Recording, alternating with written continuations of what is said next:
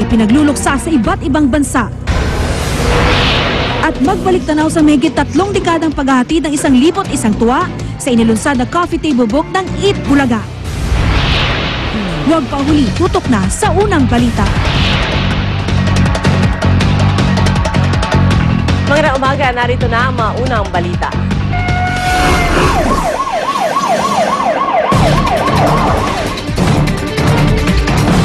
Limang bahay sa K3rd Street sa Kamuning, Quezon City na sunog, inimbestigahan pa ang pinagmula ng apoy. May live report si Haji Rieta.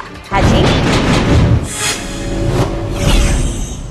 Yes, Pio, umabot na nga sa second alarm ang nangyaring sunog sa may K3rd Street dito sa may Barangay Kamuning, Quezon City kaninang alas 3:30 ng madaling araw. Ganito kalaki ang apoy na tumambad sa amin habang nasunog ang may 5 bahay. Sa gahiganteng apoy, abot pati ang taas ng pader na ito. Ang mga nakatira malapit sa bahay, halos hindi na alam ang gagawin. Maya-maya pa, maraming putok ang sumunod na narinig namin, sabay laki pa ng apoy. Kaya mga responding bombero, patuloy sa pag-apula ng apoy. Umabot na nga sa second alarm ang sunog. Kwento ng lalaking ito na nakatira sa isang bahay na nasunog, nagising daw siya nang biglang may narinig siyang pumutok sa labas ng kanilang kwarto. Nanginig naman ang makausap namin si Aling Rosalinda. Katabi lang kasi ng bahay niya ang mga nasusunog na bahay. Laking pasalamat ng mga nakatira naman dito sa 3 palapag na building residence na ito dahil sa firewall. Malaki raw ang tulong nito sa kanila. Piya sa tansya ng BFP, abot daw sa mahigit 600,000 ang halaga ng napinsalang sunog. Piya 358 kaninang madaling araw nang may deklara ng Bureau of Fire Protection na fire out na itong sunog dito nga sa Barangay Kamuning, Quezon City. Yeah? Maraming salamat, Haji Rieta, nag-uulat live mula sa Quezon City.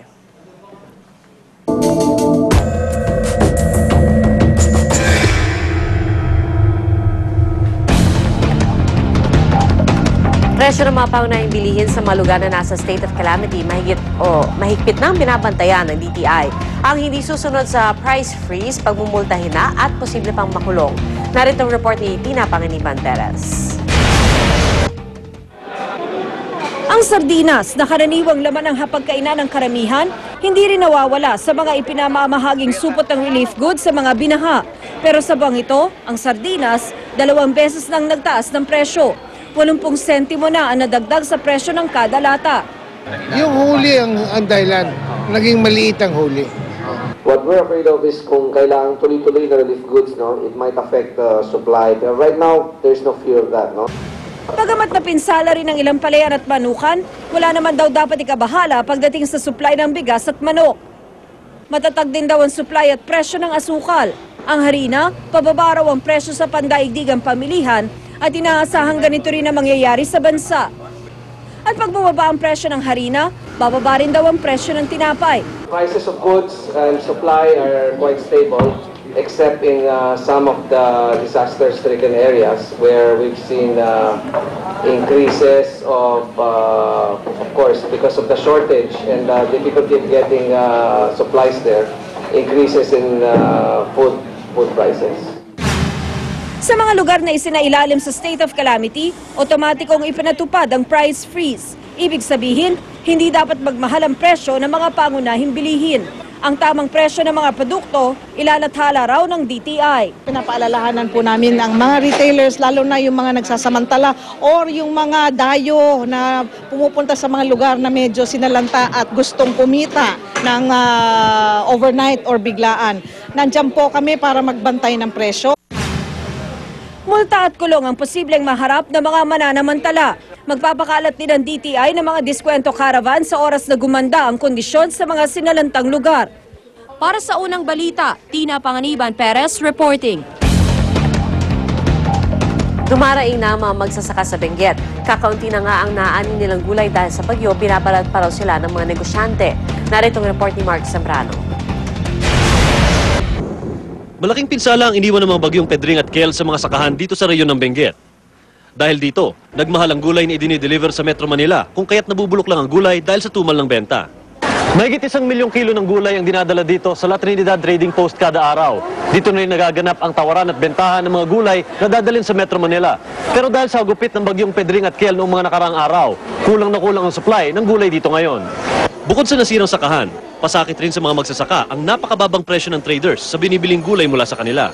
Mababa kong tumawad eh. Tapos, Hindi siyempre, sa farmer yun. dahil Siyempre, mababa ko din yung benta, mahal ang abono. Nandun na lahat, pati bomba, mahal. 10 to 20 pesos ang kilo ng patatas pag binili sa mga magsasaka. Pagdating sa bagsakan, nabibili na ito ng 30 pesos. 60 pesos naman daw kada kilo pagdating sa Maynila.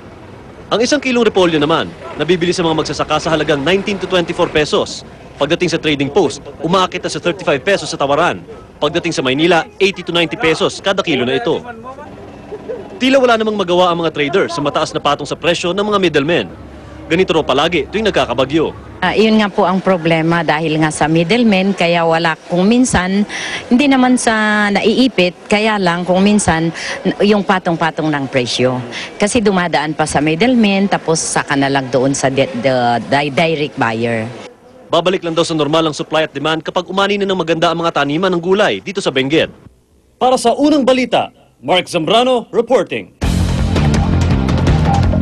Samantala, isang binatilyo ang namatay matapos matuklaw ng ahas nang lumusong siya sa baha sa Kalumpit, Bulacan. Nakagat naman ng daga ang isang babae sa Pampanga. Narito ang report ni Dante Perelio. Dahil sa tuklaw ng ahas na nooy gumagala sa nilusong niyang tubig baha, pinaglalamayan na ngayon ang 16 na taong gulang ni si Ernesto Balingit ng Kalumpit, Bulacan. Sinlaki raw ng braso ng tao ang taba ng nahuli at napatay na ahas na hinihinalang Philippine Cobra. Tingin ng mga kaanak ng biktima, nabulabog ng sama ng panahon ang lungga nito, kaya pumasok sa bahay nila sa pamamagitan ng baha. Nakasakay po kami sa bangka, sinakay ko po yung anak ko, naglalakad po, malakas siya.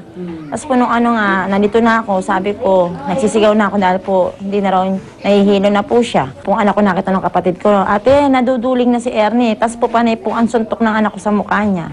Naitakbo pa sa San Lazaro Hospital sa Maynila si Ernesto at nabigyan pa ng anti-venom o pangontralason. Pero matindi na raw noon ang pagkalat ng kamandag ng ahas. Kaya binawian din ang buhay si Ernesto noong madaling araw ng Lunes.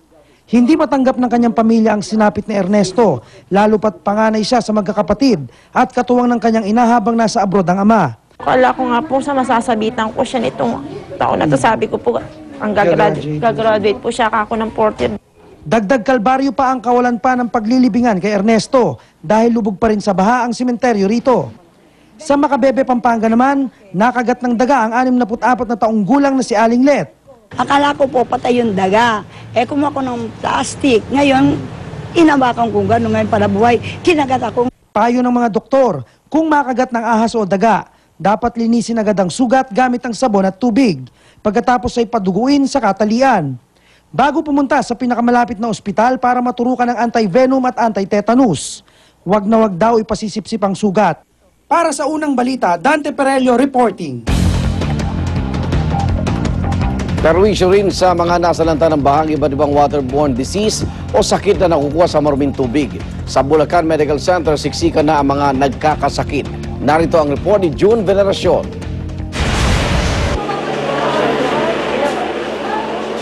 Umabot na sa nakapandulumong sitwasyon ang dami ng itinatakbo sa emergency room ng Bulacan Medical Center.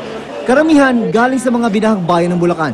Tulad ng 2 taong gulang na si Giancarlo na namumutla, nagsusuka at meron pang diarrhea. Nung naglinis po kami, sumawa na po yung pakiramdam niya. Tsaka po yung mga bata doon dahil sa baho nga po eh. Saan yung baho? Yung baho po sa tubig, sa tubig sa kalsada. Walang pinag-iba ang outpatient department kung saan pila-pila ang nagpapakonsulta. Ang mga nakakonfine umabot na sa 500, lagpas sa 300 pasyente ang kapasidad ng ospital. Kaya pati kordon ng ospital okupado na rin ng mga pasyente. Ang iba naman, foam na nakalatag sa sahig ang hinihigaan. Sarado pa rin kasi ang 2 district hospital ng probinsya dahil sa baha. Marami kaming patients ngayon na for discharge na actually pauwi na sila. Kaya lang walang mauwian. So yun yung naka-house dun sa parang mayroon kaming mini evacuation center dun sa hospital. Pinangangabahang dumami pa ang mga pasyente dahil sa mga sakit na dala ng baha. Isa na ang patay sa Bulacan, ang hininalang sanhi. leptospirosis na nakukuha sa tubig na kontaminado ng ihi ng daga. May 3 bang pinaghihinalaang kaso nito. Ini-expect na namin tumaas, may nakikita na tayong mga kaso at sana wag umabot sa daang-daang kaso na naranasan natin ng Undoy. Kaya naman,